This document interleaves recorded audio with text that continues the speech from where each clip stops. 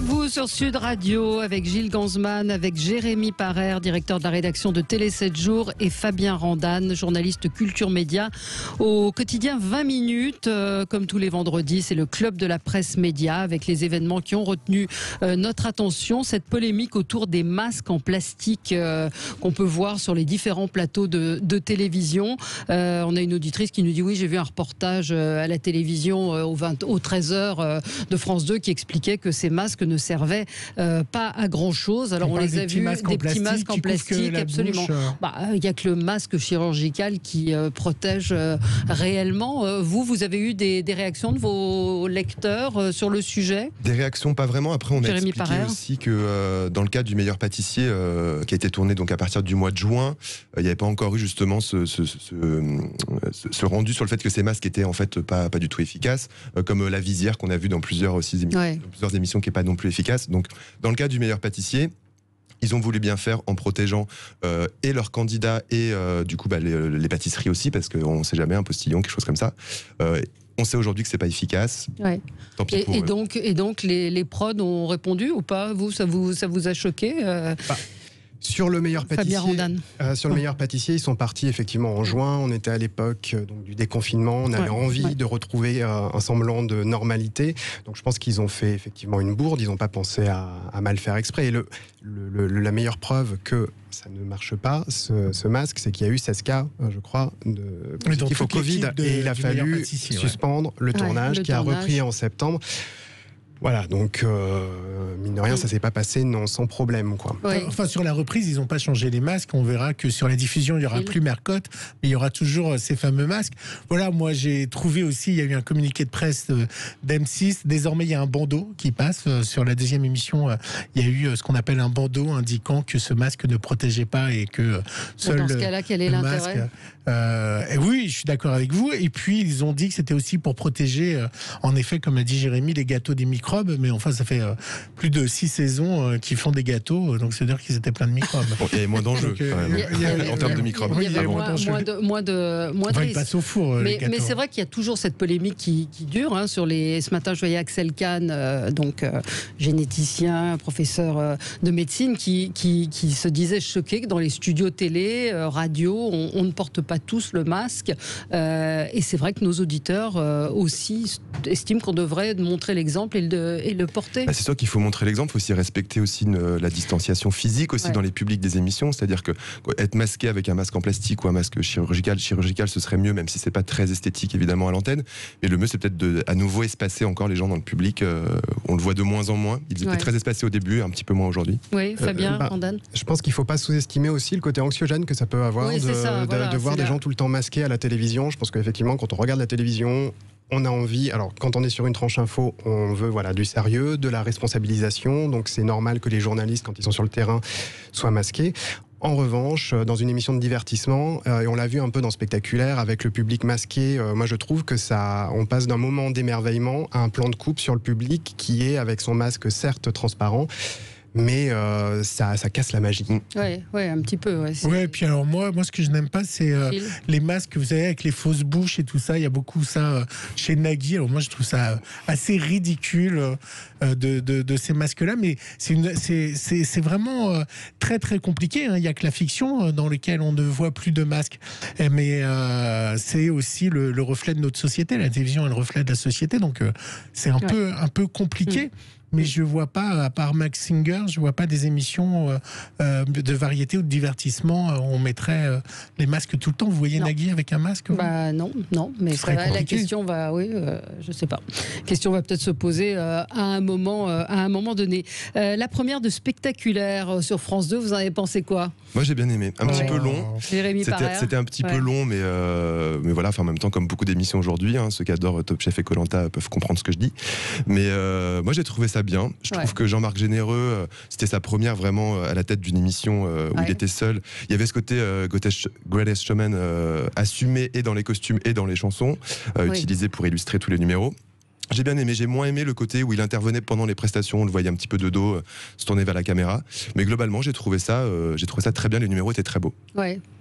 Oui, moi je trouve que c'est une émission qui est alors perfectible, certes. On sent que Jean-Marc Généreux se cherche encore. Il faut passer du personnage que les téléspectateurs connaissaient sur TF1, très exubérant, très pile électrique, à celui un peu plus contrôlé qu'il doit être sur France Télévisions pour présenter l'émission sur la longueur et donc ne pas être dans une énergie trop forte tout le temps, trop constante.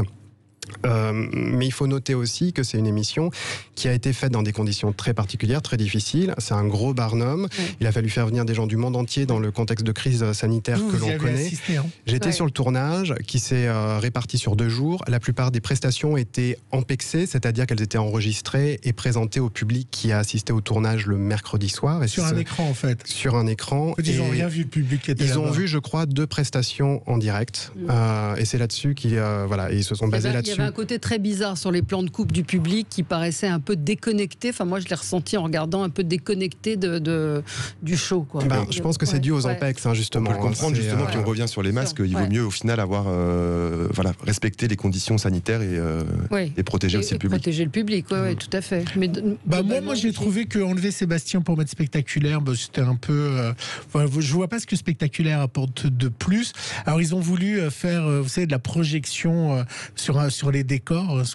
Ce système-là est plutôt esthétique, c'était vraiment joli, à part que ça noyait les numéros. Le décor, il était tellement grand que les numéros étaient tout petits, avec la même lumière, on voyait strictement rien, et je trouvais ça dommage. Et la réalisation, elle était, mais alors... catastrophique sur les numéros, il n'y avait aucune émotion. Non, mais c'est vrai, il n'y avait aucune. Vous êtes dur.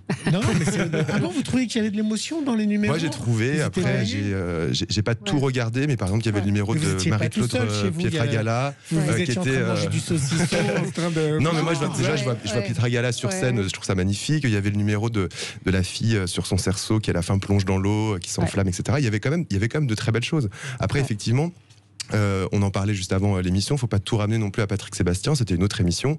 Je pense que celle-ci s'inspire de beaucoup de choses, ça peut être Incroyable Talent. Il y avait cette émission sur TF1 aussi qui s'appelait The Best, le meilleur artiste, qui reprenait un petit peu ses codes. Et c'est du spectacle, en fait. Je pense qu'on lui demande rien de plus que ça, c'est-à-dire de produire du spectacle pour le service public un samedi soir. Et en ça, j'ai trouvé que c'était réussi. Oui. Marie-Hélène nous dit, oui, c'était une très belle émission, les numéros étaient incroyables. Et un autre auditeur réagissait sur les masques en disant, face à l'info, donc sur CNews, le soir, malgré la distanciation, Éric Zemmour et Marc Menant et Christine Kelly ont été isolés, parce que Éric Zemmour est lui-même visiblement positif au Covid. Donc, il a pu l'attraper ailleurs qu'en studio. Oui, non, mais c'est ça. Mais il faut. C'est ce qu'il fait de ses journées. Ils ont fait la distanciation. De quoi vous voulez qu'on parle de Catherine Laborde, qu'on peut voir, qu'on a vu dans plusieurs émissions. Elle était dans 7 à 8. On l'a vu dans C'est à vous également, très, très digne, et pour faire la promotion de son livre, du livre qu'elle a coécrit avec son mari, Fabien Randane. Vous l'avez rencontré ? Alors moi je ne l'ai pas rencontré, j'ai vu le portrait qui lui a été consacré dans 7 à 8, qui est un portrait qui m'a vraiment bouleversé. Je l'ai trouvé effectivement, comme vous l'avez dit, très digne.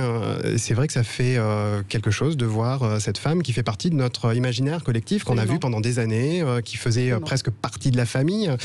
C'est peut-être pas un peu exagéré de dire ça, mais quand même, elle faisait partie de nos habitudes, et de la voir comme ça, vulnérable, fragilisée, diminuée. Ça faisait vraiment un pincement au cœur, et c'est moi ce qui m'a frappé, c'était vraiment son flux de paroles parfois difficile, et en même temps il émanait quelque chose de son témoignage de très beau et de très fort. Donc je trouve que le portrait était très réussi, et voilà. Elle a raison, à votre avis? Certains peuvent critiquer cette exposition. Est-ce que on n'est pas parfois, on va pas trop loin justement? Non, moi je pense qu'elle a raison, parce que c'est parler des maladies, c'est aussi justement les faire connaître, montrer la réalité de ce que c'est. Elle s'en cache pas, elle est très courageuse d'ailleurs en ça, c'est-à-dire qu'elle parle de ses symptômes, elle avoue même, que ce soit Anne-Sophie Lapix ou à Audrey Crespo-Mara sur 7 à 8, voilà, j'avais quelque chose en tête et je l'ai oublié. Donc on entendait même Audrey Crespo-Mara qui disait mais vous en faites pas, Catherine. Et en fait non, je trouve ça bien, parce que cette maladie elle n'est pas connue, cette maladie quand même qui est terrible, qui mélange des symptômes d'Alzheimer et de Parkinson. Donc je la trouve très courageuse. Je trouve ça très bien de parler en général aussi des maladies et de la réalité de ces maladies là. Et sur le plateau de C'est à vous avec son mari, elle était vraiment très émouvante et je pense que c'est très très bien. Et ça fait du bien de voir aussi de la bienveillance de la part des gens qui la reçoivent. Un peu de bienveillance à la télé, c'est bien. Moi, j'ai trouvé le mari très fort, en fait. J'ai trouvé le mari très fort parce qu'il a commencé par... ça, c'était dans C'est à vous. Dans C'est à vous, par expliquer que lui aussi, il était courageux. Que lui aussi, c'était un combat dans sa vie. Que lui aussi, c'était quelque chose de difficile à accepter. Et donc, je trouvais ça intéressant de ne pas voir que la vedette de la télé à qui on disait « Oh là là, quel courage, oh là là, elle se bat, on l'admire beaucoup ». Et lui qui est dans l'ombre, mais au quotidien avec la maladie, où il voit dépérir sa femme, là, il sait très bien que dans quelques années, quelques mois, cette femme ne la reconnaîtra plus. Il dit que c'est sa grande angoisse. Et que c'est sa grande angoisse à elle, et que des souvenirs s'en vont, et que lui va rester tout seul avec les souvenirs. Je trouvais ça très fort de la part de C'est à vous, d'amener cette autre parole, parce que c'est vrai que sur les réseaux sociaux, on voit souvent des choses, évidemment, pour Catherine Laborde, en lui souhaitant bonne chance, on dit courageuse. Et moi, quand il a dit dans C'est à vous, mais moi aussi je suis très courageux, j'ai trouvé que c'était un moment de télévision très fort, et que c'était bien d'avoir aussi le témoignage de ceux qui vivent aussi avec la maladie. Je trouvais ça très fort. Voilà. Ça peut aider plein de monde en fait. Qui vivent aussi cette maladie au quotidien avec des proches, et donc après c'est effectivement pas ça qui va guérir quiconque. Mais il y a quelque chose de consolatoire. Après, c'est toujours incroyable. Moi, je me souviens du documentaire qui était passé à 22h sur TF1 sur Annie Girardot, avec ses filles, et elle ne savait plus qu'elle avait été une grande star du cinéma français. Elle ne savait plus les films qu'elle avait tournés. Elle ne savait plus reconnaître les gens, et c'était incroyable de voir une star française comme ça. Mais justement, ce sont des images, c'est des images qui marquent aussi le public, c'est-à-dire que même si on n'est pas sensibilisé à une maladie, à ce qu'elle peut engendrer, etc., ce sont des images qui marquent et qui fait qu'on peut après être sensibilisé à ça. Je sais pas, faire un don pour la recherche ou en tout cas savoir reconnaître aussi les symptômes d'une telle maladie. Elle expliquait, Catherine Laborde, c'est son mari qui a été le premier justement à voir les symptômes. Et quand même on écoute aujourd'hui son message d'adieu à la météo, quand elle dit vous m'oublierez, voilà. mais moi je ne vous oublierai pas. Oui, c'est voilà, vrai que ça prend un sens particulier. Et c'est pour ça que je trouve ça très bien au final d'avoir des gens suffisamment courageux pour parler de leur maladie et effectivement mettre en lumière aussi les aidants, parce que comme c'est ce qu'elle dit très bien, quand aimer devient aider. Donc je pense que c'est une très bonne chose de l'avoir sur les plateaux et qu'elle ne cache pas justement cette vulnérabilité dont Fabien parlait. Vous recevez quoi comme courrier à Télé 7 jours? Enfin, le courrier maintenant, c'est peut-être plutôt des mails, mais oui, j'ai cette question qui me venait. C'est vrai que le courrier de Télé 7 jours, ça reste quelque chose d'un peu mythique. On a de tout. On a des réactions justement face au programme, beaucoup de courriers papier encore. Et puis après, non, c'est plus des questions. C'est pourquoi les primes commencent plus tard, pourquoi vous avez mis ça à la télé. Donc on leur dit c'est pas nous, c'est la chaîne. C'est ça, donc en fait non, il y a à quand le retour de tout type de courrier. Tout type de courrier. Et la une des grandes questions, c'est l'horaire des programmes. Oui, nous, on avait mené ce combat, nous, sur Sud Radio l'année dernière, avec ces programmes qui commencent rarement avant 21h05 maintenant, voire 21h. L'horaire des programmes et puis des questions parfois toutes bêtes de certaines personnes qui comprennent pas pourquoi, par exemple sur The Voice, ils sont habillés pareil pendant cette semaine, donc on est obligé de réexpliquer qu'en fait l'émission est tournée sur une semaine et que comme le montage peut différer, ils sont habillés pareil sur les auditions à l'aveugle. C'est ce genre de questions. Voilà. Alors vous avez quelques scoops à chaque fois. On demande à nos journalistes invités de nous amener de nous apporter quelques infos. Alors Jérémy Parère, votre scoop? Alors moi ça concerne l'Eurovision, même si c'est pas totalement acté visiblement, c'est donc les commentaires de l'Eurovision. Voilà. Attention. Les commentaires de l'Eurovision en 2021 sur France 2 devraient être assurés par Laurence Boccolini et Dave, qui ferait son retour du coup à l'exercice. Mais c'est encore en réflexion. Vous aussi, vous connaissez bien l'Eurovision. Ça va être quelque chose quand même. Boccolini plus Jean-Marc Généreux. Bon, moi, je pense que je vais écouter Dave. Je pense que je vais écouter. Surtout que quand Dave avait fait avec Marc-Olivier Fogiel sur France 3, ils avaient été justement exclus de la présentation des commentaires l'année d'avant parce qu'ils se moquaient trop des candidats et des candidates. Donc voilà. Et vous avez la même info, vous aussi moi, je n'ai pas d'infos concernant l'Eurovision adulte. Moi, mon info concerne l'Eurovision junior, puisqu'il y a une édition qui est réservée aux moins de 14 ans, qui aura lieu donc fin novembre, le 29 novembre en Pologne. Ça sera diffusé sur France 2 en direct le dimanche après-midi. Et alors, si mes informations sont bonnes, ils seront tous en vidéo. Tous les enfants ne se verront pas en fait. Voilà. Ils seront en direct dans un studio de des chaînes, de toutes les chaînes de leur pays, effectivement. Mais il y aura quand même la polonaise qui va interpréter sa chanson en Pologne, les animateurs qui seront en Pologne, et puis il y aura des ponts comme ça. Donc il faut.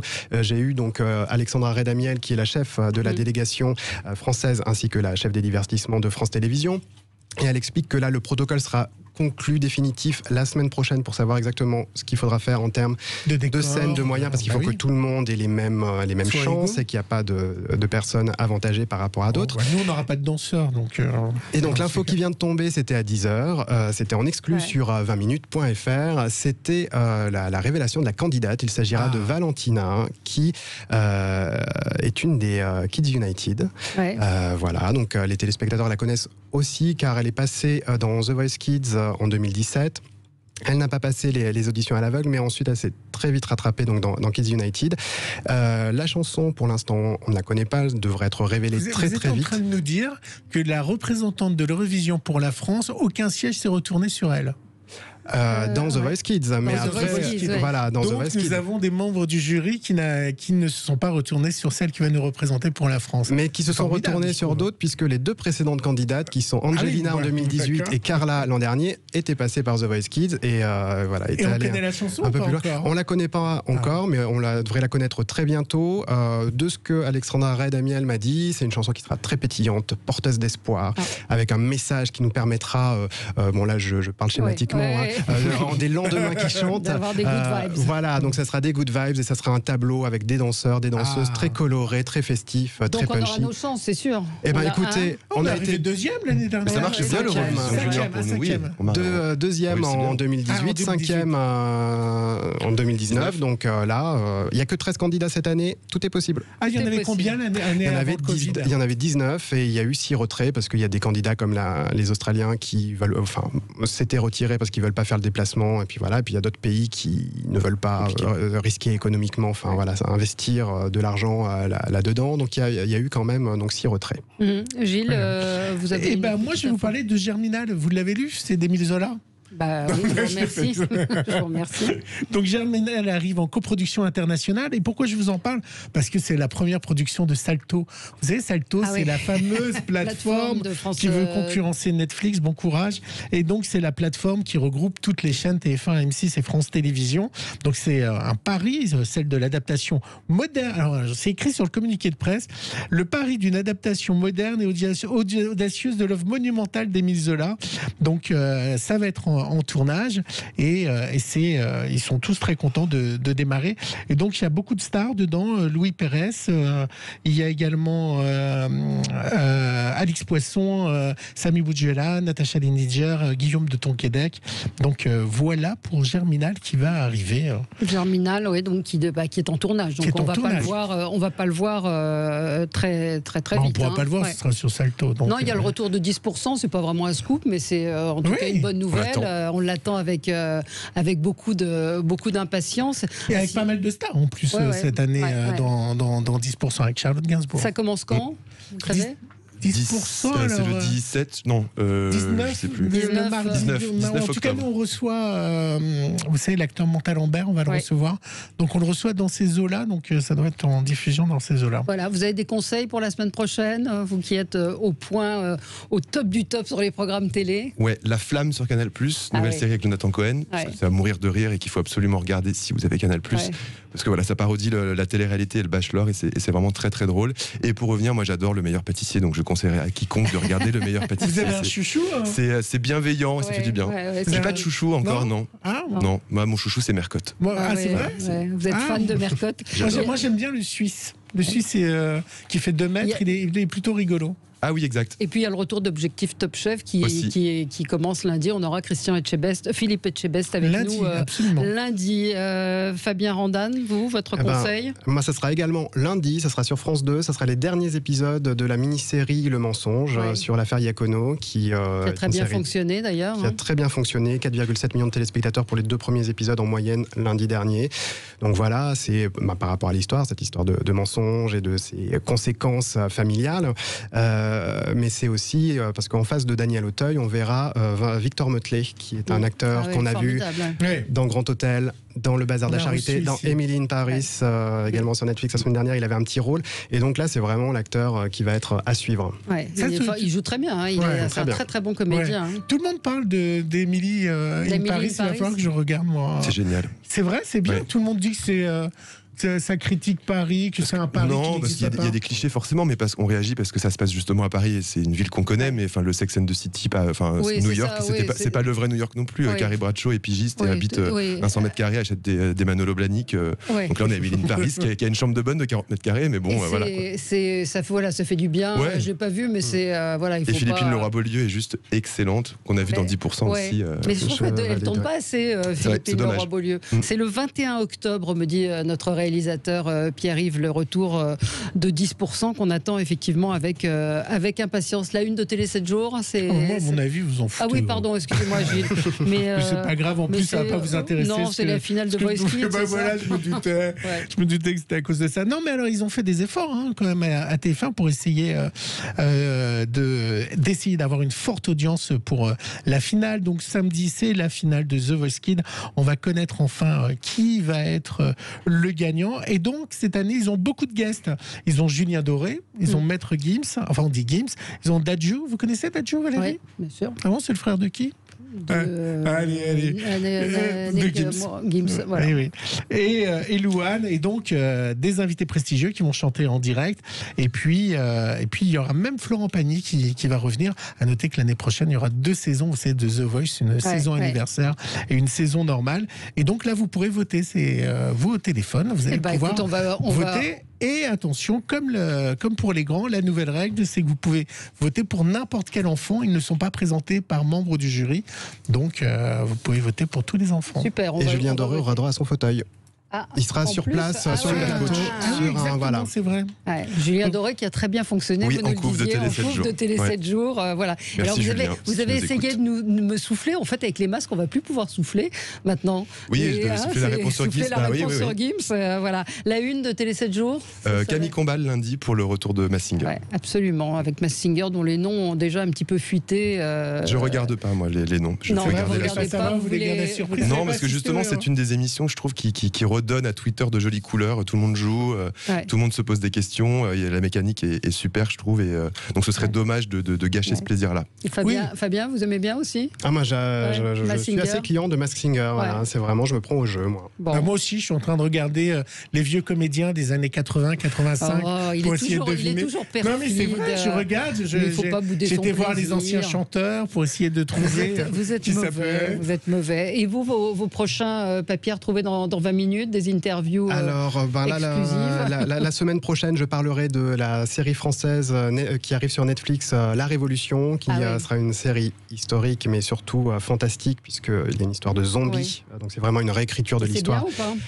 C'est intéressant pour la partie artistique. Non, voilà, je trouve qu'il y a un très bon potentiel. J'ai l'impression qu'il sera davantage développé en saison 2, mais je pense que c'est une série qui va justement avoir son succès à l'international, notamment parce que La Révolution, ça parle hors des frontières. Mais c'est vrai que l'idée de le rendre un petit peu fantastique laisse dubitatif, mais pourquoi pas ? Voilà, mais faut regarder. Voilà. Et la réponse alors, Gilles, ça a progressé ou pas ? Un petit peu. Il est un petit peu convaincu, Jérémy. On est passé à 13% de oui. Mais c'est bon. Et 87% de non. C'est une consultation, c'est pas un sondage. Mais qu'est-ce que vous avez dit ? Twitter n'est pas la France. Non, mais bien sûr, parce que forcément les tweetos, je pense que les tweetos n'achètent plus beaucoup de presse-papier de toute façon. Ils sont plus jeunes, c'est normal. Mais on pourra refaire un sujet là-dessus justement sur comment la presse télé s'est réinventée et propose des choses un petit peu différentes. La preuve, la couverture avec Julien Doré. Merci à tous les deux. Jérémy Parère, donc directeur de la rédaction de Télé 7 jours, et Fabien Randane, journaliste culture média à 20 minutes. Merci Gilles. On se retrouve dans un instant avec Gérard Collard pour parler livres.